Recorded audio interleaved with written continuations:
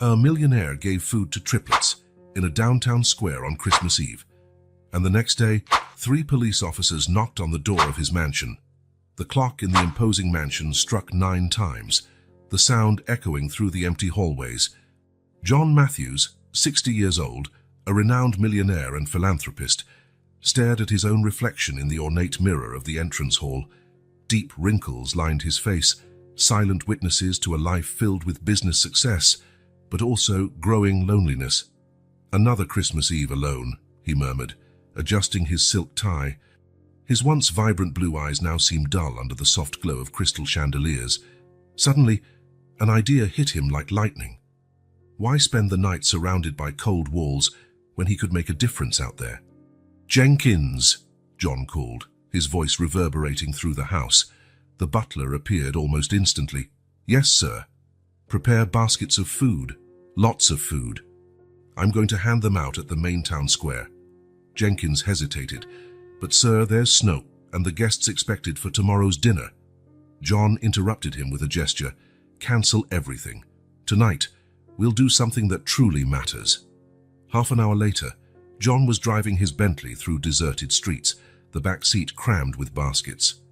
Snow fell gently, creating an almost magical scene in stark contrast to a reality he knew existed in the city's shadows. When he reached the square, John's heart tightened.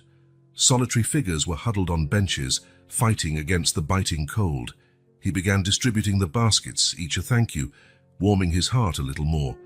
That's when he saw them. 3 young women, nearly identical, crowded together on a bench, visibly trembling. Their eyes, although tired, shone with a spark of hope, despair. John could not decipher. Approaching carefully, he offered a basket. "Hello. I thought you might use this." The tallest of the 3, none looked older than 20, studied him with a mix of gratitude and distrust. "Thank you, sir. This is very kind." As the young women devoured the food, John couldn't help noticing their injured fingers, their worn-out clothes, the furtive glances around them. Something about them sparked an intense curiosity in him. "I'm Jonda," he said, sitting at the edge of the bench. "And you are?" The tallest swallowed a piece of bread before answering. "Ja, Emma. These are my sisters, Olivia and Ava." John nodded, noting how Olivia cringed slightly at the sound of her name, while Ava barely lifted her eyes from the food. "Triplets, then? That's fascinating. And what brings 3 young women to this bench on Christmas Eve?" Emma exchanged a quick glance with her sisters before replying, "Sir, it's complicated, sir." John sensed there was much more to their story than they were willing to share. A vulnerability in their eyes, tension in their shoulders, all screamed that these young women were running from something or someone. "I understand," he said softly. "Sometimes life takes us to unexpected places." At that moment, Ava, the smallest of the 3, let out a violent sneeze, her frail body trembling with the effort. John made an instant decision. "Look, I know you don't know me, but I have a large, empty house not far from here. Why not spend the night there? No obligations, just a warm place to sleep." The triplets exchanged loaded glances. It was Olivia who spoke, her voice low but firm. "Why would you do this for us?" John smiled, feeling an inexplicable connection with these young women. "Let's just say it's my Christmas present to myself. Some company and a chance to do something good." There was a tense silence, broken only by the distant sound of Christmas bells. Finally, Emma nodded. "All right, Mr. John, we accept your offer." As he guided the young women to his car, John could not help but notice how they moved. Always together, always alert. There was a story there, one he was determined to uncover. What John did not know, as he drove back to his mansion with the triplets, was that this simple act of kindness was about to plunge him into a web of secrets, dangers, and emotions that would change his life forever. When they arrived at the mansion, the Christmas lights glowed softly, casting dancing shadows over the snow. John watched the young women's amazed expressions and felt a wave of protectiveness that surprised him with its intensity. "Welcome to your home for the night," he said, opening the door. Emma, Olivia, and Ava entered hesitantly, their eyes wide with a mixture of awe and fear. John could not help but notice how Ava clung to Olivia's hand, or how Emma positioned herself slightly in front, as if ready to protect her sisters at any cost. As he guided them inside, John felt he was on the brink of something monumental. Who were these young women really? What were they running from? And why did he feel such a desperate need to help them? The mansion's doors closed behind them, shutting out the world outside. But for John and the triplets, a new journey was just beginning. A journey that promised to uncover buried secrets, test limits, and perhaps redefine the meaning of family. The clock struck midnight. It was officially Christmas. And in that once cold and lonely mansion, the warmth of compassion and the chill of mystery intertwined, promising a story none of them would ever forget. The fire crackled in the living room's fireplace, casting dancing shadows on John's mansion walls. The triplets, Emma, Olivia, and Ava, sat tensely on the leather sofa, their hands clasped together as if they feared being separated at any moment. John observed the young women, noting every nervous movement, every furtive glance. "You are safe here," he said softly, offering cups of hot chocolate. "You can tell me how you ended up in that square." Emma, clearly the group's spokesperson, took a deep breath before beginning. "Our mother, she passed away 3 months ago." Her voice trembled slightly. "Cancer. She fought for 2 years, but..." Olivia continued, her voice almost a whisper. "We had no one else, no other relatives. And then the orphanage," Ava completed, speaking for the first time, her eyes filling with tears. John felt his heart tighten. "I'm so sorry for your loss. The orphanage was not a good experience. I take it." The three sisters exchanged meaningful looks before Emma continued. Flashback. The day they arrived at St. Mary's orphanage was etched into the triplets' memory. The grey, run-down building seemed to swallow them whole. Inside, the smell of mold and cheap disinfectant was suffocating. "3 at once, aren't I lucky?" muttered the director, Mrs. Harker, a woman with a severe face and cold eyes. "Put them in room 13 and don't expect any special treatment just because they're triplets." The days dragged on in a brutal routine. Waking at 5 a.m., cold showers, heavy chores, poor lessons, and scarce food. At night, lying in their cramped bunk beds, the sisters whispered promises to stay together, no matter what. But the worst part was the abuse. Staff members shouting for any reason, physical punishments for minor infractions, and the constant fear of being separated. "If this continues, I'll have you sent to different homes," Mrs. Harker frequently threatened. One particularly cold night, Emma, the eldest by 5 minutes, made a decision. "We need to get out of here," she whispered to her sisters. The plan was meticulously devised over weeks. Ava, quieter and more observant, mapped the staff's routines. Olivia, a strategist, planned the escape route. Emma led, keeping her sisters focused and hopeful. On the chosen night, hearts pounding, they waited until everyone was asleep. Moving silently, they slipped out the back window, using knotted bedsheets as a makeshift rope. The cold wind of freedom hit them as soon as they stepped outside the orphanage's walls. They ran through the night, hand in hand, tears of fear and relief streaming down their faces. End of flashback. John listened attentively, his face a mask of compassion and indignation. "How did you survive after that?" Ava, gaining confidence, explained. "We slept in shelters when we could, or in abandoned buildings. We took on small odd jobs, cleaning, handing out flyers, anything to get food." Olivia added, "It was hard. Many nights we went hungry, but we were together, and that was what mattered most." Emma concluded, "Until tonight, when you found us. Honestly, Mr. John, I don't know how much longer we could have lasted." John fell silent for a moment, absorbing their story. His mind drifted to his own past, John's flashback. A young John, newly graduated and full of ambition, walked through a poor neighborhood. He saw an elderly lady struggling with grocery bags. Without hesitation, he offered help. The gratitude in her eyes touched him deeply. At that moment, John made a promise to himself to use his wealth and influence to help those in need.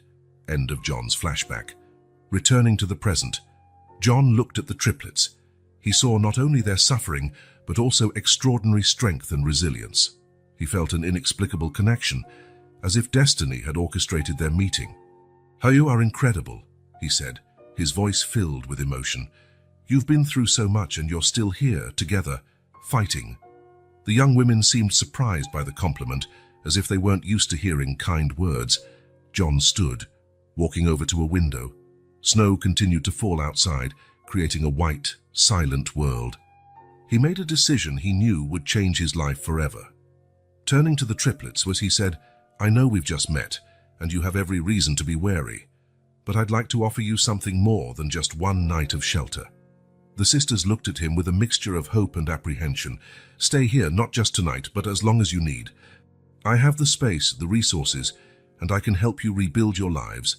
No pressure, no obligations, just a chance." The silence that followed seemed to weigh a ton. The triplets looked at each other, a silent conversation passing among them. Finally, Emma spoke, her voice choked with emotion. "Mr. John, we don't know how to thank you." Olivia, always more cautious, asked, "Are you sure? You barely know us." John smiled gently. "Sometimes, life gives us unexpected opportunities to make a difference. This is mine, and maybe yours too." Ava, the youngest, suddenly stood and, to everyone's surprise, hugged John. "Thank you," she whispered, tears streaming down her face. In that moment, in that room warmed by the fireplace and compassion, something changed. A new family, improbable and unexpected, began to form. John knew there would be challenges ahead, legal issues, adjustment, building trust. But looking at the three young women in front of him, he felt a certainty he hadn't experienced in years. "Well," he said, a genuine smile lighting up his face, "I guess we have a lot to talk about. How about we start with a tour of the house? After all, this is your home now, for as long as you want." The triplets rose, still holding hands, but now with a spark of hope in their eyes. As they followed John out of the room, each of them felt that, for the first time in a long while, the future did not seem so frightening. The mansion, once cold and lonely, now seemed to pulse with new life. Christmas, after all, had brought an unexpected miracle to them all. Christmas morning dawned calmly over John Matthews' mansion. The sun filtered through heavy curtains, casting a gentle glow over silent hallways. John woke up early, as usual, and went down to the kitchen, where the aroma of fresh coffee already filled the air. "Good morning, Mr. Matthews," greeted Mrs. Thompson, his longtime housekeeper. "Merry Christmas." "Merry Christmas, Margaret," John replied, noticing a barely concealed curiosity in her eyes. "Our guests are still asleep." "Yes, sir. I haven't heard any movement in the guest rooms," John nodded, taking his cup of coffee. Last night seemed almost like a dream now. Had he really brought three young strangers into his home? The weight of the responsibility he'd assumed began to press on him. His thoughts were interrupted by the sound of soft footsteps. Emma, Olivia, and Ava entered the kitchen, still wearing the borrowed clothes John had given them the previous night. Their eyes were wide, a mixture of sleepiness and apprehension. "Good morning, girls," John smiled, trying to ease the palpable tension. "Merry Christmas. I hope you slept well." Emma, as always, took the lead. "Yes, Mr. John. Thank you again for everything." Mrs. Thompson glanced from John to the triplets, eyebrows raised in a silent question. John made a subtle gesture, indicating he would explain later. "How about a proper Christmas breakfast?" he suggested, guiding the young women to the dining room. As they ate waffles, eggs, and fresh fruit, John observed the triplets. Despite the obvious comfort, they still seemed tense, as if expecting everything to vanish at any moment. "So," John began, trying to start a light conversation, "what did you usually do for Christmas when—" His sentence was cut short by loud knocking at the front door. The sound echoed through the mansion like a gunshot. The triplets froze, their faces turning pale instantly. Ava dropped her fork, the metallic clink shattering the sudden silence. "Who could that be?" John murmured, more to himself than the others. Standing up, he walked to the main door, aware of the anxious eyes following him. Upon opening it, he found three imposing figures, 2 men and a woman, all in police uniforms. "Good morning, sir," said the tallest man, his voice deep and authoritative. I'm Detective Michael Lawson. These are my colleagues, Detective Sarah Collins and Officer David Chen. We'd like to ask you a few questions if you don't mind. John felt his heart race but maintained composure. Of course, detectives. How can I help you this Christmas morning? Detective Lawson's piercing gaze seemed to search beyond John, as if trying to see inside the house. We received information that you may be sheltering 3 young runaways. In the dining room, the triplets heard the conversation. Panic spread among them like fire. Olivia gripped her sister's hands, eyes wide with terror. "They found us," she whispered, her voice trembling. Emma, always the protector, stood up. "We have to get out of here." Now. But before they could move, they heard John's voice. "Girls, could you come here, please?" John's calm tone contrasted with the turmoil of emotions the triplets felt.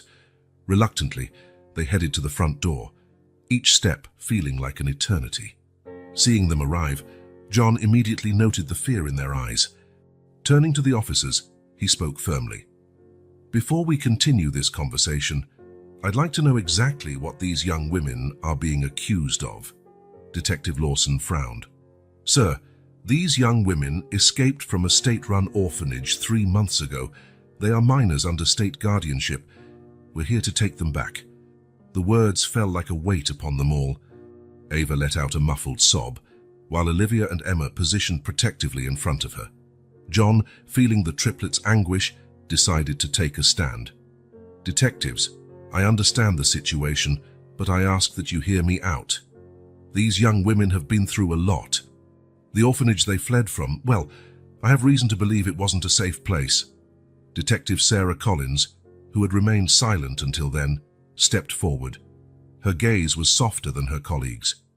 "Mr. Matthews, we understand your concern, but there are procedures to follow. We can't simply ignore—" "I know," John interrupted, his voice full of determination. "Taz, but I ask that you give me a chance to explain the situation fully. These girls aren't criminals. They are victims of circumstances beyond their control." Officer Chen, the youngest of the 3, seemed uncomfortable with the situation. Maybe we could hear what Mr. Matthews has to say," he suggested, looking at his superiors. Detective Lawson looked ready to protest, but Detective Collins nodded slowly. "All right, Mr. Matthews, we'll hear your side of the story." John felt momentary relief. Turning to the triplets, he said softly, "It's okay. Nobody's taking you anywhere without us having a chance to explain everything. Do you trust me?" The 3 sisters exchanged quick glances before Emma replied, "Yes, Mr. John, we trust you." With a nod, John invited the officers inside. As he guided the group into the living room, his mind raced furiously. He knew the next few hours would be crucial. He would need all his influence, persuasion, and compassion to protect the triplets. Looking at Emma, Olivia, and Ava, John saw fear in their eyes, but also a spark of hope. He made a silent promise to himself and to them. No matter what happened, he would protect them. He would not allow them to be sent back to a life of abuse and neglect. The living room door closed behind them, isolating them from the outside world.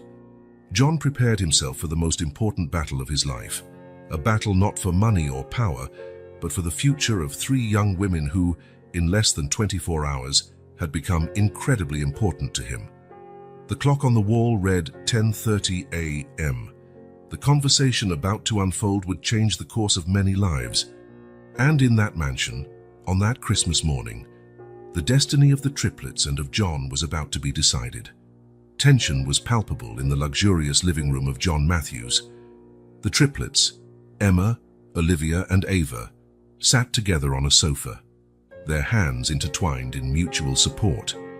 John occupied a nearby armchair, his body leaning slightly forward, as if forming a protective barrier between the young women and the 3 officers seated before them. Detective Michael Lawson cleared his throat, breaking the tense silence. "Mr. Matthews, we understand that your intentions were to help, but the situation is more complex than it seems." John nodded gravely. "I'm aware of that, Detective. Please, explain exactly what's going on." Detective Sarah Collins opened a folder she carried. Emma, Olivia, and Ava Pearson, 18 years old, were reported missing 3 months ago by St. Mary's Orphanage. She paused, her eyes shifting from the triplets to John. As they were legally under state guardianship after their mother's death, Officer David Chen added, his voice gentler. There was an extensive search for them. Mr. Matthews, many resources were mobilized to find them. John felt a pang in his chest. His act of kindness, which seemed so right the previous night, now revealed itself loaded with legal complications. I understand the gravity of the situation, he said carefully, but I would like you to hear their side before making any decisions. Detective Lawson frowned. Mr. Matthews, I appreciate your concern, but you must understand the position you're putting yourself in. Sheltering runaway minors, even with good intentions, can have serious legal consequences. Emma, the bravest of the triplets, spoke up. Please, don't make us go back there. Her voice trembled, but there was determination in her eyes. That place is not safe for us, Olivia, ever cautious, added. We know running away was illegal, but we had no choice. What happened in that orphanage? Ava, quieter, simply lowered her head, silent tears rolling down her cheeks. Detective Lawson looked about to interrupt, but Detective Collins raised a hand, silencing him. Girls, you're making serious accusations. Can you tell us more? John watched as the triplets exchanged quick looks before Emma continued. There was abuse, physical and emotional. No one listened to us. When we tried to tell, we were punished. The room fell silent for a moment, Emma's words hanging heavily in the air. John felt a mix of rage and sadness welling inside him. How could such things happen? Officer Chen, visibly disturbed by the revelations, asked gently, Do you have any proof of these allegations? Olivia answered, her voice low but firm. We have scars and nightmares, but most of the evidence was left behind when we escaped. John, feeling the need to intervene, said, Detectives, officers, I know you're just doing your jobs, but I ask that you consider what you're hearing. These girls have suffered significant trauma. Sending them back to the source of that trauma would be, well, it would be cruel. Detective Lawson seemed conflicted. Mr. Matthews, I understand your concern, but you must realize the position you're in. What you've done, what you're doing, isn't exactly legal. It was then that Detective Michaelin, who had remained silent, observing closely, spoke. Maybe there's a middle ground here. All eyes turned to him, curious. Michael continued, his tone measured and thoughtful. Mr. Matthews, you have a respectable reputation as a philanthropist. Your actions, though technically illegal, clearly come from a place of compassion. He paused, looking at the triplets. And you, girls, have made very serious accusations that can't be ignored. John felt a glimmer of hope. What are you suggesting, Detective? Michael leaned forward, his eyes sweeping the room. I propose this. The girls remain here, under Mr. Matthews's supervision, while we conduct a full investigation into the orphanage's allegations. This will give us time to verify everyone's stories and ensure we're making the right decision. Detective Collins nodded slowly. This could work. We'd have to set clear guidelines, of course. Detective Lawson seemed less convinced. This is unprecedented. We have the authority to ensure the safety of potential victims, Michael interrupted firmly. If there's a chance these accusations are true, we have a duty to investigate before taking any hasty action. John felt deep respect for Detective Michael at that moment. Here was someone willing to look beyond rigid rules and see the bigger picture. The triplets looked at each other, a mix of hope and disbelief on their faces. Emma spoke first. This would mean we don't have to go back there, at least for now. Michael nodded. Exactly. But you'd have to fully cooperate with our investigation, and Mr. Matthews, you would be taking on a great responsibility. John did not hesitate. I'm willing to do whatever it takes to ensure their safety and well-being. Detective Lawson let out a heavy sigh. This goes against all protocols, but given the exceptional nature of the situation, I'm willing to consider it. The next hour was spent discussing the arrangement's details. John agreed to become the girl's temporary guardian, subject to regular visits from social services. The girls agreed to provide detailed statements about their experiences at the orphanage.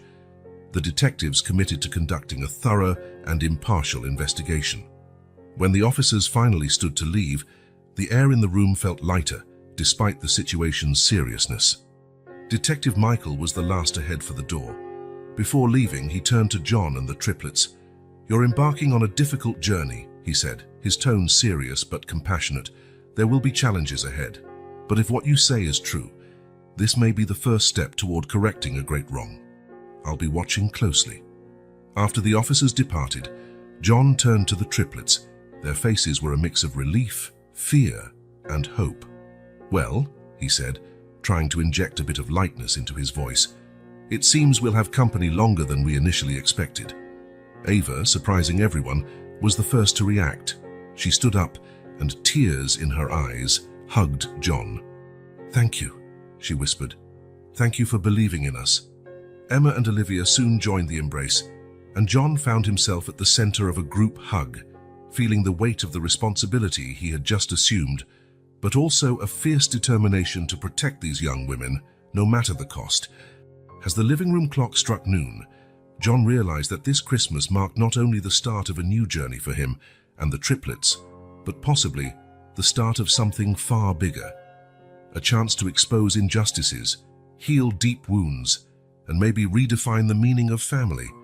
The road ahead would be difficult, full of legal and emotional obstacles, but looking into the triplets' eyes, John knew every challenge would be worth it. Together, they would face whatever came, one day at a time. The days following the officer's visit were a whirlwind of activity at John Matthews' mansion. With the triplets now under his temporary care, John was determined to uncover the truth about St. Mary's orphanage and the girls' experiences. On a cold January morning, John found himself in his study, the phone pressed against his ear. "Yes, William, I understand the delicacy of the situation," he said to his longtime lawyer, "but we need concrete information about that orphanage. Something's not right there." On the other end of the line, William sighed. "John, you're stirring up a hornet's nest. State institutions are notoriously difficult to investigate, but I have some contacts in the social services department. I'll see what I can find out discreetly." After hanging up, John leaned back in his chair, his mind filled with worries. His gaze drifted to a photo on the wall, himself, much younger, receiving a philanthropy award. The irony wasn't lost on him. For all his wealth and influence, he still felt powerless against the bureaucracy and secrecy surrounding the adoption system. A soft knock at the door interrupted his thoughts. "Come in," he called. Emma, the most assertive of the triplets, entered hesitantly. "Mr. John? Sorry to bother you, but we were wondering if there's any news." John smiled gently, indicating a chair. "Actually, I'm waiting on some information."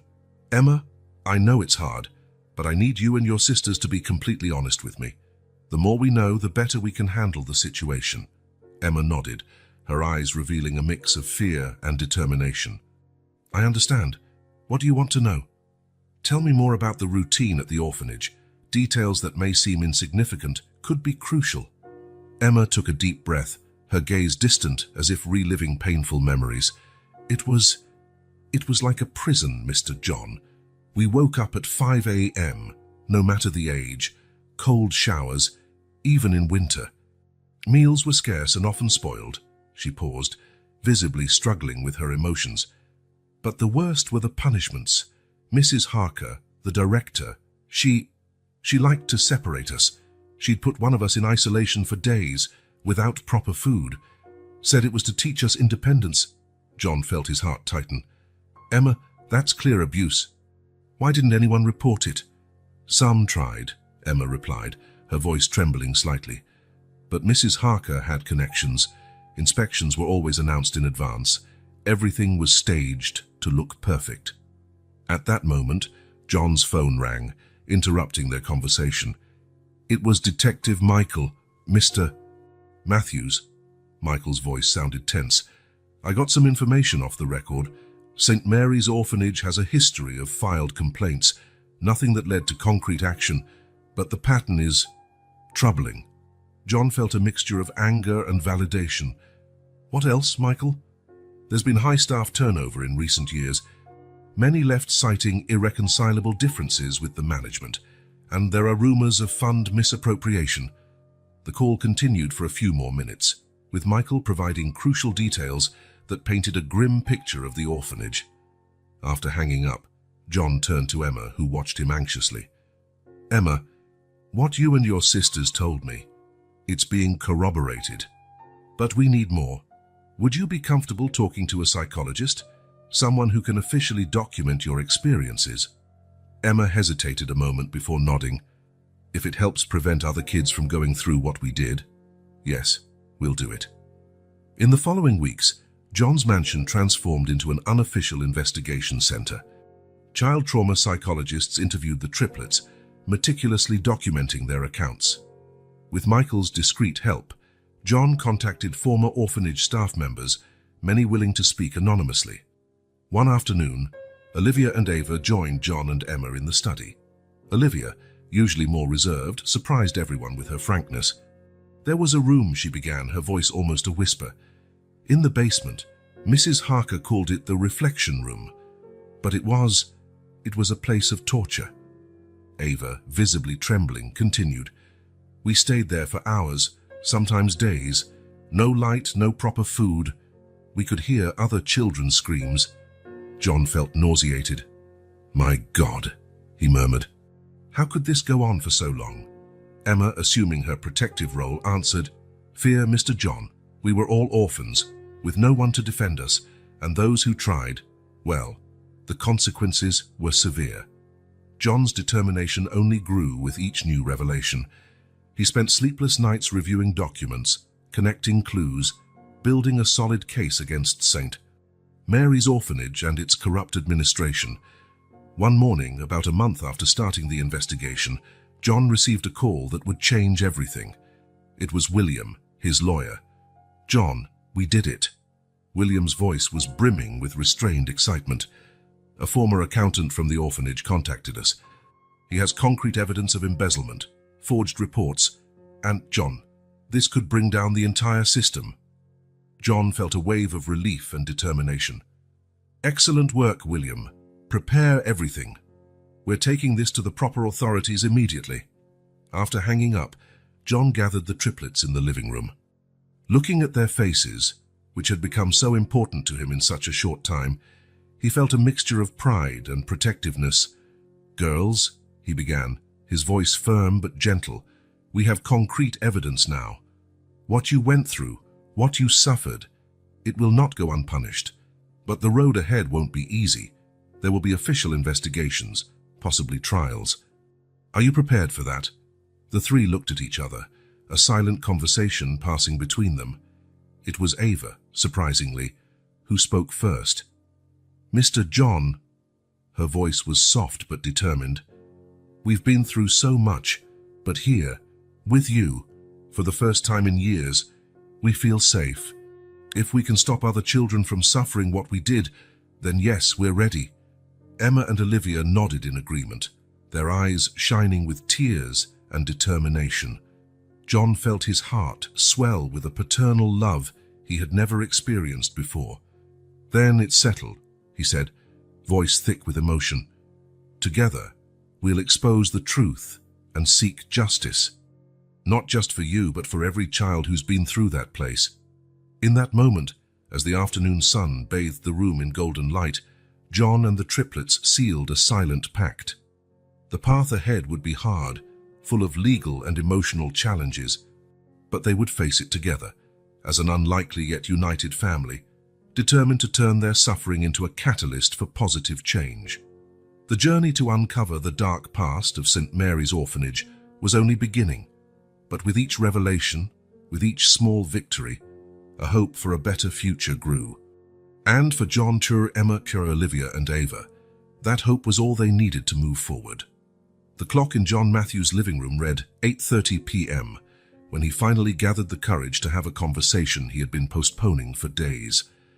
The triplets, Emma, Olivia, and Ava, sat on the sofa, their faces a mixture of apprehension and curiosity.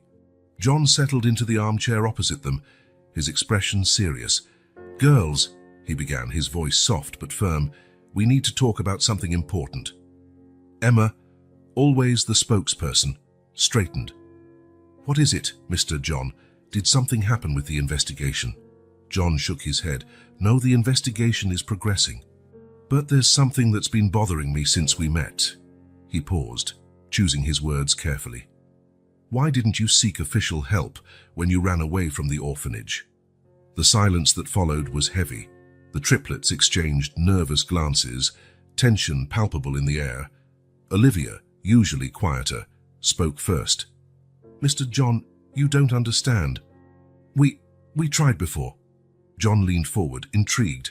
"What do you mean, Olivia?" Ava, the youngest, continued, her voice almost a whisper. "Once, right after we got to the orphanage, we tried telling a social worker about the mistreatment, but," Emma completed, her tone bitter, "Mrs. Harker found out. She punished us severely and convinced the social worker we were troublesome and lying." John felt his heart sink. "My God, girls, I'm so sorry you went through that. But still, running and living on the streets, you didn't think about the risks?"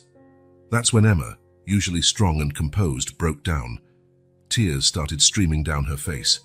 "So of course we thought about it," she exclaimed, voice choked. "But the fear of being separated was greater than anything else." Olivia hugged her sister, continuing the explanation. "Mr. John, we promised our mother on her deathbed that we would always stay together. At the orphanage, they constantly threatened to separate us. It was unbearable." Ava, tears in her eyes, added, "We preferred to face hunger and cold together, rather than the terror of being split up and sent back to that horrible place." John stood, moving to sit beside the girls. In a paternal gesture that surprised even himself, he wrapped his arms around them. "I understand now," he said softly. "Child, you did what you thought necessary to survive and remain together. But I want you to know you're not alone in this fight anymore." The triplets nestled into John's embrace, years of fear and distrust beginning to melt under the warmth of his compassion. After a few moments, John pulled back gently, looking into each of their eyes. "However, we need to face reality. What we've done, what we're doing, isn't exactly legal. There are risks involved." Emma wiped her tears, her determination returning. "What kind of risks, Mr. John?" John sighed, running a hand through his graying hair. "Well, technically, I could be accused of kidnapping. You're still under state guardianship. And there's a risk that if they find out you're here, they might force you back into the system." Panic was visible on the triplets' faces.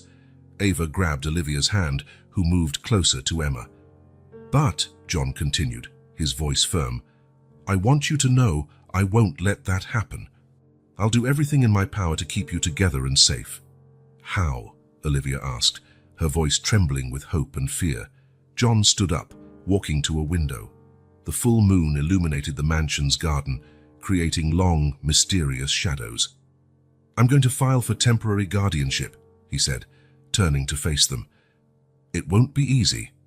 There will be hearings, investigations, many questions. But with the evidence we're gathering about the orphanage, we have a chance." Emma got up and approached John. "Mr. John, why are you doing all this for us? You barely know us." John smiled softly, placing a hand on Emma's shoulder. "Because sometimes life gives us opportunities to make a difference. You three reminded me what truly matters. Family, protection, love, things I neglected in my pursuit of success." Olivia and Ava joined them, forming a small circle. "But what if it doesn't work?" Ava asked, her voice barely a whisper. "Then we'll fight," John replied firmly. "We'll use every resource we have. And if, in the worst case, we must face the system legally, we'll do it together. I won't give up on you." John's words hung in the air, heavy with promise and determination. The triplets looked at each other, a silent conversation passing among them. Finally, Emma spoke, her voice choked with emotion. "Mr.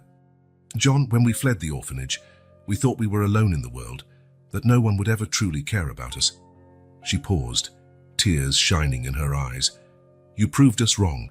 No matter what happens from here, we're grateful." John felt his own heart fill with emotion. "You girls are incredible," he said, "brave, smart, and loyal. It will be an honor to fight for and alongside you." In that moment, something changed in their dynamic. What began as a charitable act on Christmas Eve had become something deeper, more significant. They were no longer just a benefactor and 3 runaway girls. They were a family in formation, united by extraordinary circumstances and a mutual commitment to protect one another. As the night wore on, John and the triplets remained in the room, talking, planning, and for the first time in a long time for all of them, dreaming of a better future. The road ahead would be hard, full of legal and emotional obstacles, but now they would face it together, strengthened by the trust and unconditional love they had found in one another. The mansion, once a symbol of John's loneliness, now pulsed with new life and purpose. And while the stars shone outside, 4 hearts beat in unison, united by the promise of a new beginning. John Matthews's study buzzed with activity that Thursday morning. John himself sat behind his imposing oak desk, while William Donovan, his longtime lawyer, occupied one of the chairs before him. Detective Michael Lawson completed the trio, standing by the window, his solemn demeanor reflecting the gravity of the situation. "William," John began, leaning forward, "we need a legal way to keep the girls here and, at the same time, expose what happened at that orphanage." William adjusted his glasses, leafing through a stack of documents. "John, I won't lie. We're dealing with an extremely delicate case here. Technically, you're sheltering minors under state guardianship. This could be interpreted as kidnapping." John felt a tightness in his chest, but before he could respond, Michael intervened. "It's true, but we must consider the exceptional circumstances. The allegations against the orphanage are grave and well-founded." William nodded, thoughtful. "Right, so our first step should be to file for temporary guardianship for John. That will give legitimacy to the girls staying here while we investigate the orphanage." "What about the evidence we've collected?" John asked. "The girls' testimonies, the former employees' accounts?" Michael approached the desk. "All of it will be crucial. I'll initiate an official investigation into St. Mary's Orphanage. With the information we already have, I can justify a thorough search of the premises. But what if they try to cover everything up?" Concern was evident in John's voice. William gave a slight smile. "That's where our legal strategy comes in. We'll file a civil suit against the orphanage, citing negligence and abuse. That gives us the right to request documents and testimonies under oath." John leaned back in his chair, absorbing the information. "And the girls? How do we ensure they're not separated or sent back?" Michael exchanged a look with William before answering. "I'll recommend that they remain under your guardianship during the investigation." "John, given your record and reputation, and considering the circumstances, I believe a judge will agree." William added, "We'll also argue that separating the triplets would be harmful to their emotional well-being, especially considering the trauma they've already endured." John felt a weight lift from his shoulders. That's good. But what about public exposure? "I don't want the girls to face more stress." "I agree," said Michael. "We'll keep their identities protected. In the media, they'll just be referred to as the young victims." William began outlining a plan on his notepad. "All right, so our course of action. First, file for temporary guardianship for John. Second, initiate a civil action against the orphanage. Third, cooperate with the official investigation led by Detective Lawson." John nodded, feeling more confident. "And what about Mrs. Harker and those responsible for the abuses?" Michael's expression hardened. "With the evidence we have, there will be criminal consequences.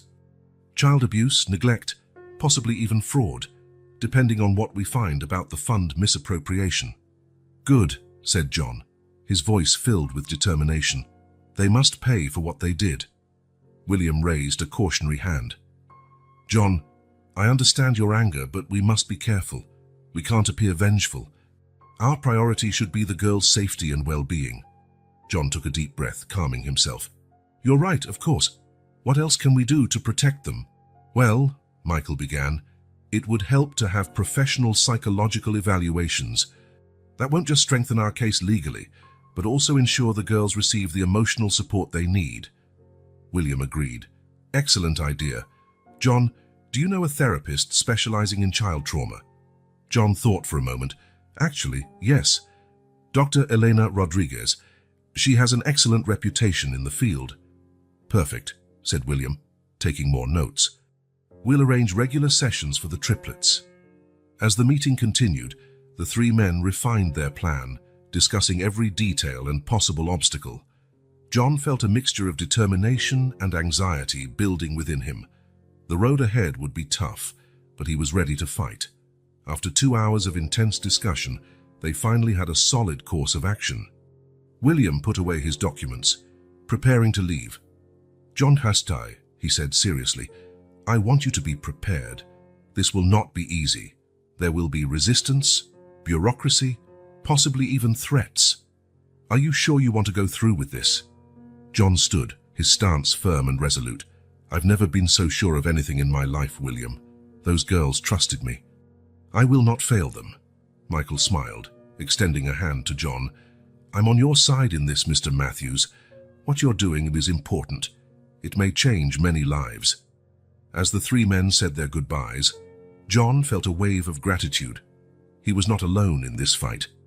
With William and Michael by his side, and with the strength and courage of the triplets, he knew they had a real chance to achieve justice. Looking through his study window, John saw Emma, Olivia, and Ava in the garden, laughing as they played with fallen leaves. The sight filled his heart with renewed determination. No matter what lay ahead, he would do everything possible to protect those young women and ensure no other child suffered as they had. The path ahead would be challenging, but John Matthews was ready to face it, one step at a time, certain that they were on the right side of history. The shrill ring of the telephone echoed through John Matthews' mansion, shattering the tranquility of Sunday morning. John, who had been in the kitchen preparing breakfast with the triplets, frowned at the sight of William's name on the caller ID. "William, what's wrong?" John asked, trying to keep his voice calm so as not to alarm the girls. "John, we have a problem." William's voice sounded tense. "The Social Services Department is questioning the legality of your temporary guardianship. They claim the process was rushed and didn't follow all the necessary protocols." John felt his stomach sink. What does that mean for the girl? For now, nothing immediate. But they're pushing for an emergency hearing to reassess the situation. After hanging up, John turned to find 3 pairs of anxious eyes watching him. Emma, always perceptive, spoke first. "Something wrong, Mr. John?" John hesitated, but chose honesty. "There are some legal complications coming up, but don't worry, we'll handle it."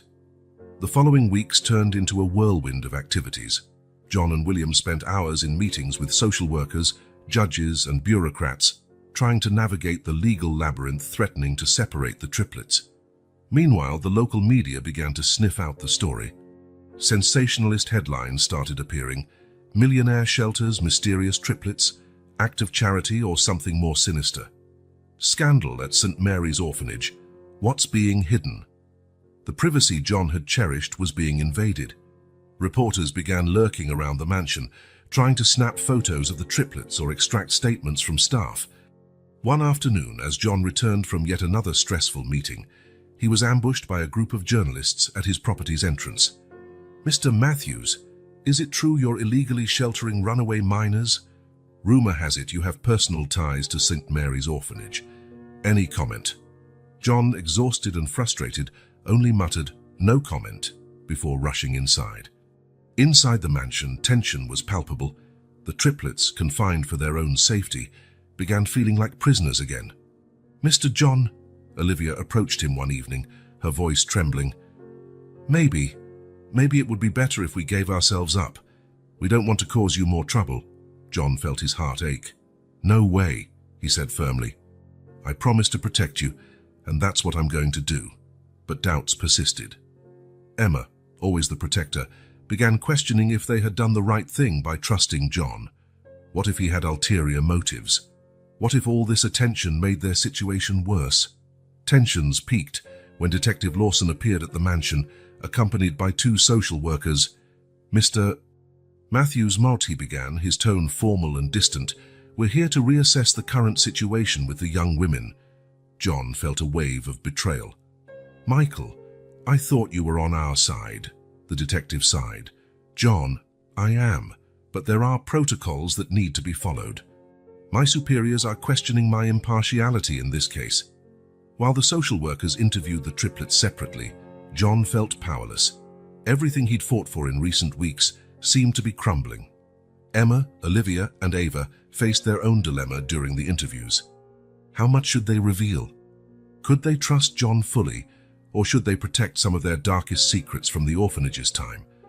After hours of questioning, the social workers reconvened with John and Detective Lawson.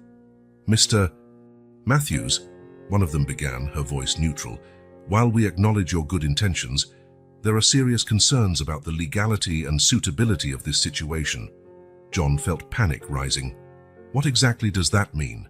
Detective Lawson intervened. "It means there's a real possibility the girls may be removed from your custody, John. At least temporarily, until a deeper investigation is conducted." Just then, the triplets entered the room, their faces pale with fear. Ava ran to John, clinging to him as if her life depended on it. "Please," she begged, tears streaming down her face. "Don't separate us, don't send us back." The scene moved even the toughest social workers. John hugged Ava protectively, while Emma and Olivia positioned themselves at his side, forming a united front. "Look," said John, his voice filled with emotion. "I know there are protocols and laws to follow, but I ask you to look beyond the bureaucracy. These girls have endured unimaginable trauma. They finally found a place where they feel safe. Separating us now would be cruel and potentially devastating." Detective Lawson, visibly moved, spoke. "Perhaps we can reach a compromise. What if we keep the girls under Mr. Matthews' guardianship, but with regular supervision and mandatory psychological evaluations?" The social workers exchanged looks, considering the proposal. After a tense moment, the eldest of them nodded slowly. "We can recommend that to the judge," she said. "But Mr. Matthews, understand you'll be under intense scrutiny. Any sign of impropriety or negligence—" "I understand completely," John interrupted. "I'll do whatever it takes to ensure these young women's well-being." As the officials prepared to leave, Emma approached John, her voice low but determined. "Mr. John, there are things we haven't told you about the orphanage, things we were afraid to reveal." John looked into her eyes, seeing the weight of the secret she carried. "It's all right, Emma. When you're ready, I'll be here to listen. No judgments." That night, after the storm had passed, John gathered with the triplets in the living room. The fire crackled softly, casting dancing shadows across the walls. "Girls," he began, his voice gentle, "I know the last few days have been hard. You probably have doubts and fears. But I want you to know, no matter what happens, we're in this together. I'll fight for you until the end."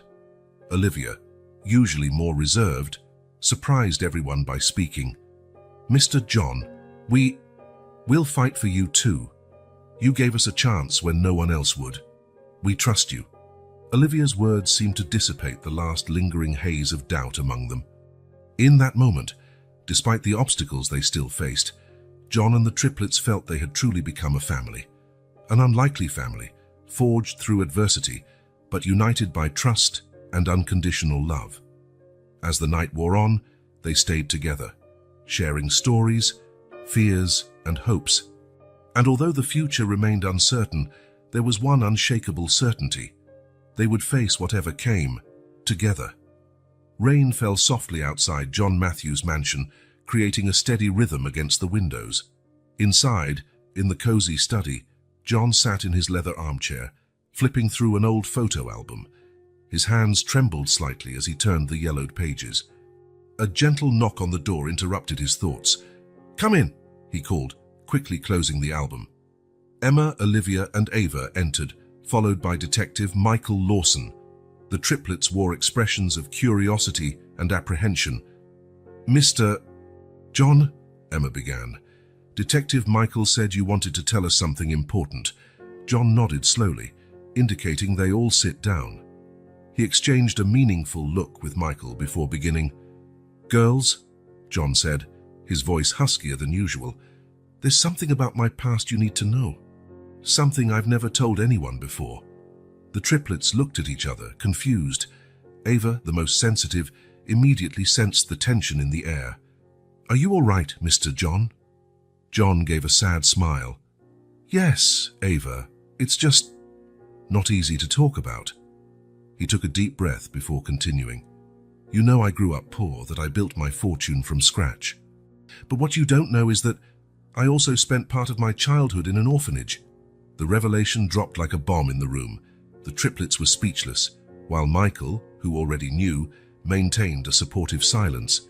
But how? Olivia asked, always pragmatic. You never mentioned this before. John opened the photo album again, turning it so they could see.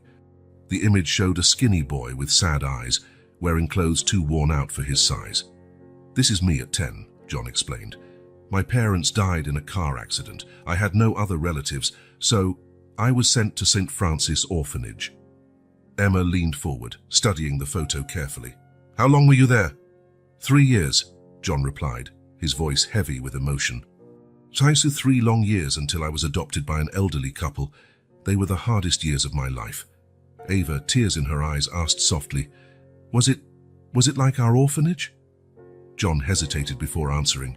In many ways, yes. There was neglect, sometimes abuse.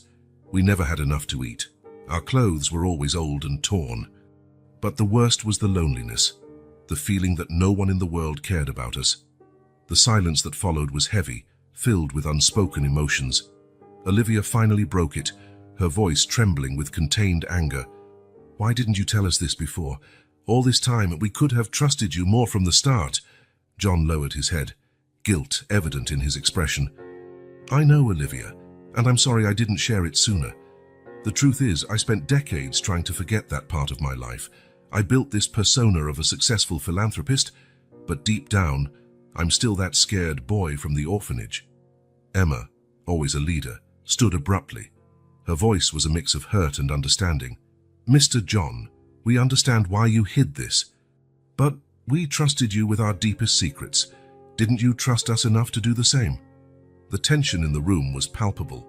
John looked devastated, the triplets clearly shaken, and Michael watched with growing concern. Sensing the moment's fragility, the detective intervened. Girls, he began gently, I know you're hurt and confused, but think for a moment. John spent his entire life trying to overcome that trauma. Sharing this with you is an act of immense courage and trust. Michael's words seemed to have a calming effect. The triplets exchanged looks, a silent conversation passing among them. John, voice choked, continued, When I met you that Christmas Eve, something inside me connected instantly. I saw myself in your frightened eyes, that determination to survive against all odds. But I was so focused on helping you that I didn't realize how much my own past was influencing my actions. Ava, always empathetic, was the first to move. She approached John and, to everyone's surprise, hugged him tightly. Thank you for telling us, Mr. John, she whispered. It must have been very hard. Ava's gesture seemed to break a last barrier. Emma and Olivia joined the embrace, forming a circle of support around John. I'm sorry I didn't trust you sooner, John said, tears rolling down his cheeks. You deserve to know the whole truth about me. Emma pulled back slightly, looking John in the eye. We understand now, Mr. John. And it explains a lot. Why you care so much, why you fight so fiercely for us. Olivia, ever cautious, added, It doesn't change the fact that you saved us, that you gave us a home, safety. John smiled through tears. You don't understand. You saved me too. You gave me a purpose, a family. Something I haven't had in so long. Michael, watching with a smile, commented, I think this proves what I always suspected. You were meant to find each other, to help one another heal old wounds. The following hours were spent with John, sharing more about his childhood, the difficulties he faced, and how he overcame his past to become the man he was today. The triplets, in turn, opened up further, revealing fears and hopes they had kept hidden. As the night wore on, the atmosphere in the room changed. What began as a painful revelation turned into a moment of deep connection and mutual understanding. When they finally prepared to leave, John looked at the triplets and Michael with a new light in his eyes. Thank you, he said simply, for listening, for understanding, for being as my family. Emma, speaking for all, replied, And thank you for trusting us, Mr. John, for showing us that we're not alone in this journey. As they left the study, there was a palpable feeling that something fundamental had changed. The secrets revealed had not weakened their bonds, but strengthened them. John and the triplets now shared not only a present and a future, but also a past of overcoming hardship. Michael, last to leave, placed a hand on John's shoulder. "You did the right thing, John. This will change everything for the better." John nodded, feeling a weight lift from his shoulders. He knew the challenges ahead were still immense, but now, more than ever, he was certain that together, he, Emma, Olivia, and Ava could face anything. The rain outside had ceased, and through the window, John could see the first stars appear in the night sky. A new chapter was beginning, not just for the triplets, but for him as well. A chapter of healing, hope, and above all, family. The family court was packed that Thursday morning. John Matthews, impeccably dressed in a navy blue suit, sat rigidly beside his lawyer, William Donovan. Across the aisle, the triplets, Emma, Olivia, and Ava, tried to maintain composure, their eyes revealing a blend of fear and determination. The judge's gavel struck, silencing the murmurs. "This session to address the guardianship case of the Pearson minors is now open," announced Judge Harriet Thompson, a middle-aged woman with penetrating eyes. William stood, adjusting his tie. "Your Honor, we are here today to request that guardianship of the young women Emma, Olivia, and Ava Pearson be officially granted to Mr. John Matthews." The state's attorney, a thin man in glasses named Robert Green, intervened swiftly. "Your Honor, the state vehemently opposes this request. Mr. Matthews has no familial relation to the minors, and their temporary custody was granted under questionable circumstances." John felt his heart race. He knew this would be a tough battle, but he was determined not to give up on the girls. Judge Thompson peered over her glasses. "Mr. Matthews, please approach." John rose, feeling the weight of everyone's gaze. "Yes, Your Honor." "Mr. Matthews, are you aware of the legal and personal implications of assuming guardianship of 3 teenagers with no blood relation?" John nodded firmly. "Yes, Your Honor. I am fully aware and prepared to take on that responsibility." "And what motivates you to do this?" the judge asked, her voice neutral but her eyes curious. John took a deep breath before answering. "Your Honor, when I met Emma, Olivia, and Ava, I saw 3 courageous young women who had faced unimaginable hardships. They needed not just a roof, but someone who genuinely cared about them. And I saw myself in them." A murmur rippled through the room. John continued, his voice gaining strength. "I too spent part of my childhood in an orphanage. I know what it's like to feel abandoned by the system. These girls deserve more, and I'm willing to give them the support and love they need." John's revelation about his past seemed to captivate everyone's attention. Judge Thompson, visibly impressed, nodded slowly. It was then that Detective Michael Lawson asked permission to speak. "Your Honor, if I may, I'd like to present some relevant information." With permission granted, Michael presented a detailed report on St. Mary's Orphanage's conditions, revealing systematic neglect and even indications of abuse. The accusations made by the Pearson sisters are not isolated. "Our investigation has uncovered a troubling pattern of mistreatment and neglect." The state's attorney tried to object, claiming the information was irrelevant to the guardianship case, but Judge Thompson silenced him with a gesture. "This is extremely relevant, Mr. Green. If these young women were subjected to such conditions, it certainly influences our decision about their future." Emma, the eldest of the triplets, asked to speak. With a nod from the judge, she rose, her posture reflecting maturity beyond her years. "To Your Honor," she began, her voice steady despite a slight tremor, "I know that in the eyes of the law we're just 3 more orphans, but we're more than that. We're sisters, bonded not just by blood, but by everything we faced together." Olivia continued, her voice soft but determined. "Mr. John offered us more than a shelter. He gave us hope, showed us we can trust again." Ava, usually quieter, surprised everyone with her eloquence. "For the first time since we lost our mother, we feel safe, loved. Please, don't separate us. Don't take away the only family we have left." The courtroom fell silent after the triplets' testimony. Judge Thompson removed her glasses, rubbing the bridge of her nose thoughtfully. Mr. Green, she addressed the state's attorney, given what we've heard today, especially the revelations about the orphanage's conditions, does the state maintain its position? The attorney hesitated, clearly shaken by the revelations and emotional testimonies. Your Honor, the state acknowledges that exceptional circumstances may require exceptional measures. Judge Thompson nodded, a slight smile forming on her lips. Very well, considering all the evidence presented, the testimonies heard, and most importantly, the well-being of the Pearson girls, I am inclined to grant guardianship to Mr. Matthews. A collective sigh of relief echoed through the courtroom.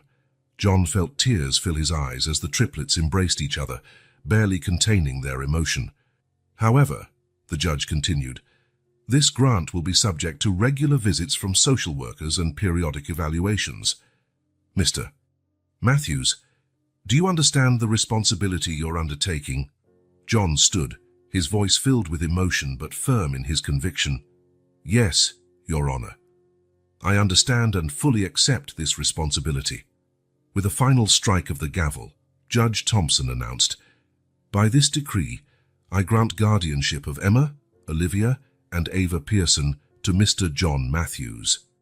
May this decision bring stability and happiness to this new family.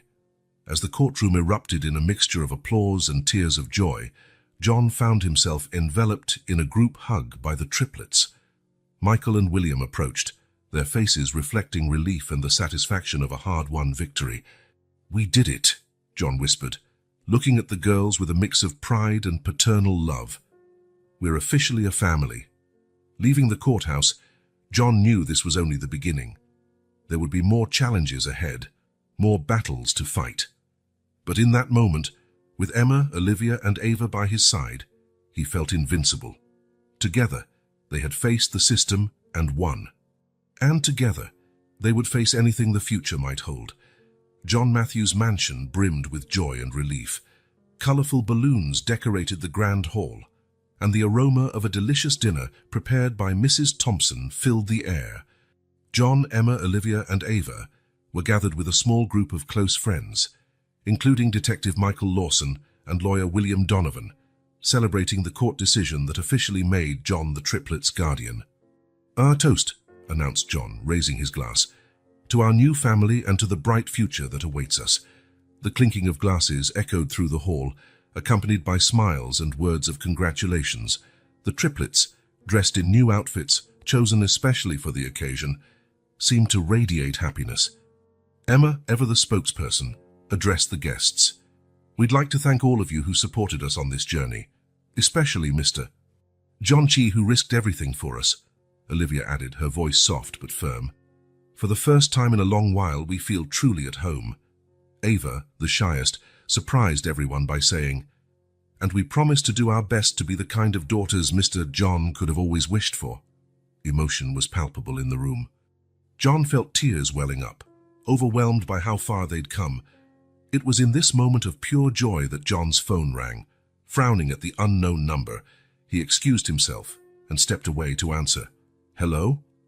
Mr. Matthews? A deep, unfamiliar voice spoke on the other end. I hope I'm not interrupting your little celebration. A chill ran down John's spine. Tice, who is this? Who I am doesn't matter. What matters is that we have urgent business to discuss regarding your new wards. John's blood froze. What are you talking about? Their mother, Mr. Matthews. She owed us a considerable sum. And now, well, let's say the debt has passed on to her daughters.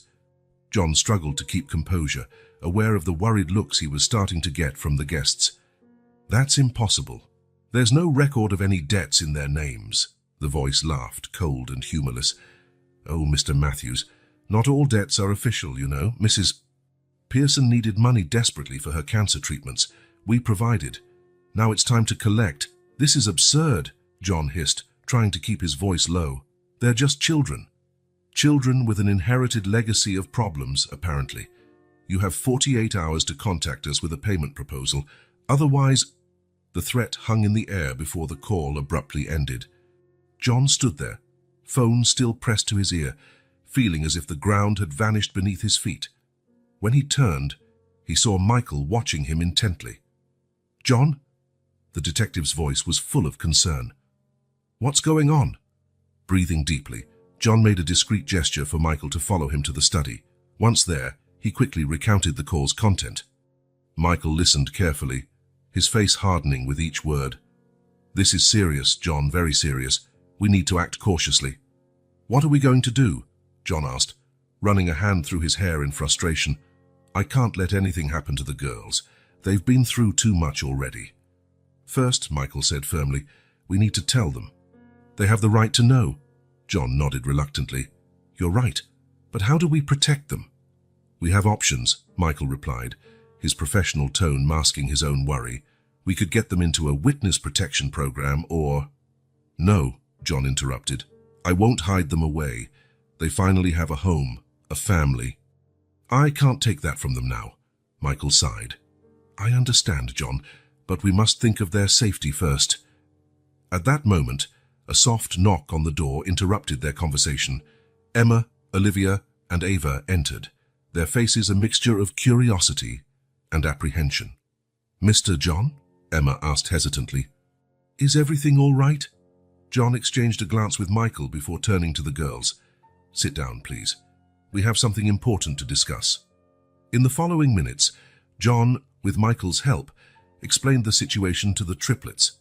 He watched with a heavy heart as their expressions shifted from confusion to fear and, finally, to a mix of guilt and despair. This is our fault, Ava whispered, tears rolling down her face. We brought this danger to you, Mr. John. John immediately knelt before her, holding her hands. No, Ava, none of this is your fault. Your mother did what she thought she had to do to survive, to care for you. And now it's my turn to protect you. Olivia, ever practical, asked, What are we going to do? We don't have the money to pay this debt. Leave that to me, John said firmly. I'll handle it. Emma, grasping the gravity of the situation, looked directly into John's eyes. Mr. John, you can't put yourself in danger because of us. Maybe we should just give ourselves up. Absolutely not, John replied, his voice charged with emotion. You are my family now, and family protects family, no matter the cost. Michael, who had watched the scene silently, finally spoke. John, we need a plan. Something that doesn't put anyone at unnecessary risk. John stood, a fierce determination shining in his eyes. You're right, Michael. I have an idea. It won't be easy, and it certainly won't be entirely legal, but it's our best chance. The triplets exchanged worried glances, a mixture of fear and trust in their looks. Emma, speaking for them all, said, Whatever it is, Mr. John, we're with you together. John nodded, feeling the weight of responsibility, but also unshakable resolve. He looked at Michael, who understood the silent request for help. All right, said the detective, sighing. Let's hear this plan. But John, whatever it is, remember, we must be extremely careful. As the night went on, the celebration downstairs continued, unaware of the drama unfolding in the study.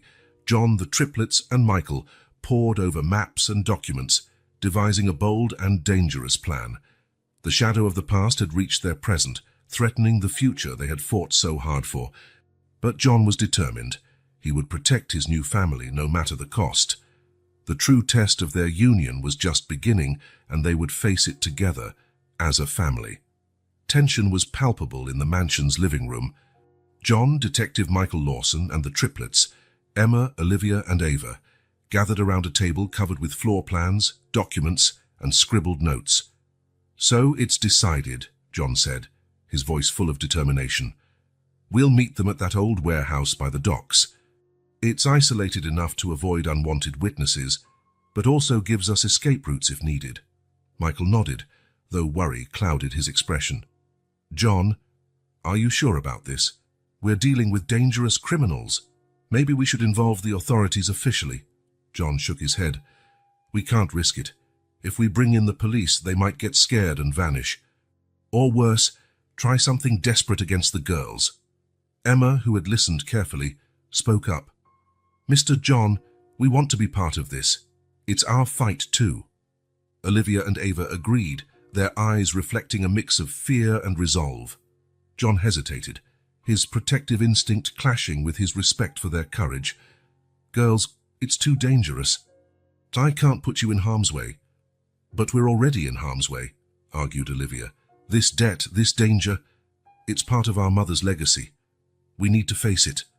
After a long discussion, it was decided that the triplets would stay in a car nearby with a direct communication system to John and Michael. They could hear everything but remain at a safe distance. The following days were a blur of preparations. John mobilized his resources, gathering a substantial amount of money and preparing documents that could be used as collateral. Michael, in turn, discreetly organized a support team strategically positioned around the meeting site.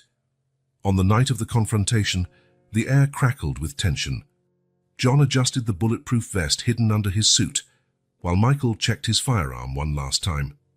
"Remember," John said to the triplets, his voice firm but gentle, "at the first sign of real danger, you leave immediately. No arguments." The girls nodded solemnly, their hands clasped in mutual support. The abandoned warehouse cast long shadows under the moonlight. John and Michael entered, their footsteps echoing in the empty space. It didn't take long for three figures to emerge from the darkness. "Mr. Matthews," said the man in the middle, his voice the same as on the phone. "I'm glad you decided to be reasonable." John stepped forward, maintaining composure. "I'm here to negotiate. I want to settle this once and for all." The leader gestured, and one of his henchmen approached with a folder. "Here's documentation of the debt. As you can see, it's quite substantial." John examined the papers, his heart racing at the amount. It was more than he imagined. Even with his fortune, it would be a significant blow. "I'm prepared to pay the debt," said John, his voice firm. "But on one condition, this ends the matter. The girls stay out of it forever." The leader smiled, a cold smile that didn't reach his eyes. "Business is business, Mr. Matthews. But maybe we can reach a more mutually beneficial agreement." It was then that John noticed something familiar about the third man, who had remained in the shadows. As he moved into the light, John felt his blood run cold. "Frank!" The surprise in his voice was palpable. "Frank Donovan!" The man stepped forward, a crooked smile on his weathered face. "Hello, Johnny boy. Long time no see." Michael, tense, looked between them. "John, who is he?" John swallowed hard. "Frank was... he was one of the older kids at the orphanage where I grew up. He used to protect us from bullies." Frank laughed bitterly. "Yes, I protected you. And look where it got me. While you became a wealthy philanthropist, I had to make tough choices." The revelation hung in the air, laden with implications. John felt a swirl of emotions, shock, sadness, and a twinge of guilt. "Frank," John began softly, "I didn't know. Why didn't you ever reach out to me?" "And say what, John?" "Hey, remember me. I need help because I got involved with the mob." Frank shook his head. "No, I chose my path, just as you chose yours." The group's leader, impatient, interrupted. "Very touching, but we're here for business. So, Mr. Matthews, what's your offer?" John, still shaken by the revelation, took a deep breath. "Here's my proposal. I pay the debt in full. But in return, I want Frank to come work for me, a chance for him to start over." The offer took everyone by surprise. Frank looked at John, a mix of distrust and hope in his eyes. "Why would you do that?" Frank asked, his voice gruff with emotion. "Because you once gave me a chance," John replied. "It's time I return the favor." After tense negotiations, an agreement was reached. John would pay the debt. Frank would leave the criminal organization to work at John's foundation, and the triplets would be free of any future threats. When it was all settled and the criminals left, John and Michael exited the warehouse, exhausted but relieved. The triplets ran to them, wrapping John in a tight hug. "Is it over?" Ava asked, her voice trembling. John smiled, hugging them back. "Yes, dear, it's over. You're safe now." As they drove home, a sense of relief and unity hovered over the group. They had faced danger together and emerged stronger. John looked in the rearview mirror, seeing the triplets asleep in the back seat, and then at Frank, who followed in another car. Past and present had collided unexpectedly, but from that collision arose a new chance for redemption and renewal. Under the moonlight guiding them home, John felt deep gratitude. His improbable family had overcome another obstacle, and the future, though still uncertain, seemed brighter than ever. John Matthews' mansion glowed with Christmas lights, the scent of fresh pine and cinnamon filling the air. It was Christmas Eve again, exactly 1 year after that fateful night that changed so many lives. In the living room, around a crackling fireplace, John, the triplets, now 19, and Detective Michael Lawson sat, cups of hot chocolate in their hands and smiles on their faces. Hard to believe it's been a year, John reflected, his eyes shining with emotion. It feels like only yesterday I found you three in that city square. Emma smiled, snuggling deeper into the sofa. A year that changed everything for us, Mr. John. Look at us now. Indeed, the changes were evident in each of them. Emma, always a leader, had enrolled in law school, determined to fight for the rights of disadvantaged children. Olivia had discovered a passion for psychology, focusing on childhood trauma. And Ava, the quietest of the three, surprised everyone by revealing an extraordinary talent for art, her paintings now receiving recognition in local galleries. John, in turn, looked years younger. The sparkle in his eyes and the constant smile were proof of the joy the triplets had brought to his life. "You gave me a purpose," he said, looking fondly at the girls. "More than that, you gave me a family." Michael nodded, raising his cup in a silent toast. The detective, who had become a close friend and a paternal figure to the triplets, smiled. It's amazing how a simple act of kindness can trigger so many positive changes. The conversation drifted naturally to the events of the past year. John talked about the foundation he had created, inspired by his experience with the triplets. "The New Beginnings Foundation has already helped dozens of vulnerable young people," he explained proudly. "Tice and Frank has been an invaluable addition to the team." Mentioning Frank brought smiles to all. The former criminal had become a valuable mentor at the foundation, his own story of redemption inspiring many. "What about those men?" Ava asked hesitantly, referring to the criminals who had threatened them. Michael leaned forward, his expression serious but reassuring. They're out of the picture permanently. The investigation we started led to the dismantling of their entire organization. You're safe now, forever." A collective sigh of relief filled the room. It was as if the last weight had finally been lifted from their shoulders. John then stood, walking to a nearby cabinet. "Girls, there's something I'd like to share with you." He returned with an ornate box. "I found this among the belongings we recovered from your mother's apartment." The triplets leaned forward, curious and emotional. Inside the box were photos, letters and small keepsakes, fragments of their mother's life. "Science, I thought we might arrange a small memorial for her," John suggested gently, "to honor her memory and everything she sacrificed for you." Silent tears streamed down the triplets' cheeks as they examined the items. Memories of their mother, long suppressed by grief, resurfaced with full force. "She'd be so proud of you," Olivia said, her voice choked with emotion. "Proud to see how much we've grown, how much we've overcome." John placed a comforting hand on Olivia's shoulder. "She is proud, I'm sure. And wherever she is, she must be grateful knowing you're safe and loved." As they arranged the photos and keepsakes, the triplets began sharing childhood stories, precious moments with their mother overshadowed by the painful years that followed. John and Michael listened quietly, their hearts filling with every shared memory. As the evening wore on, the conversation naturally turned to the future. For the first time in their lives, the triplets allowed themselves to dream big. "I want to become a human rights lawyer," Emma declared, "to fight for those who have no voice, like we once didn't." Olivia smiled, her eyes shining with determination. "And I want to help children overcome their traumas. I know from experience how important that is." Ava, holding one of her sketches, spoke softly. "I want to use my art to inspire hope, to show that even out of the darkest situations, beauty can emerge." John felt his chest swell with pride.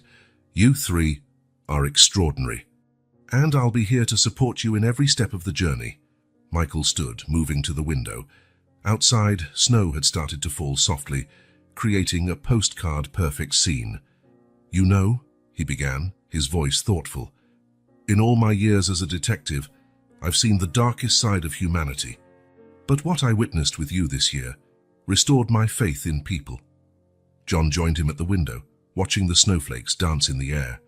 It's incredible, isn't it? How one simple act of kindness can set off a chain reaction of events that change lives. The triplets approached, forming a semicircle around the two men. Emma spoke, her voice filled with emotion. Mr. John, that Christmas Eve night, you didn't just offer us food, you offered us hope, a chance to start over. Olivia continued, you showed us that there are still good people in the world, people willing to take risks for strangers. Ava, tears in her eyes, finished, you gave us a family, and there is no greater gift than that. John felt his own eyes fill with tears. He opened his arms, and the triplets immediately enveloped him in a collective hug. Michael, smiling, joined in. In that moment, as the snow fell outside and the warmth of love and gratitude embraced them, John understood the true meaning of Christmas. It wasn't the presents or the decorations, but love, compassion, and the ability to make a difference in someone's life. "So Merry Christmas, my family," John whispered, his voice choked with emotion. "Merry Christmas," the triplets and Michael replied in unison. As the clock struck midnight, officially announcing Christmas, John Matthews' mansion radiated love and hope. An unlikely family, forged through adversity and united by the power of a single act of kindness, looked to the future with full hearts and smiling faces. And outside, in the sleeping city, snowflakes continued to fall, covering the world in a pure white blanket.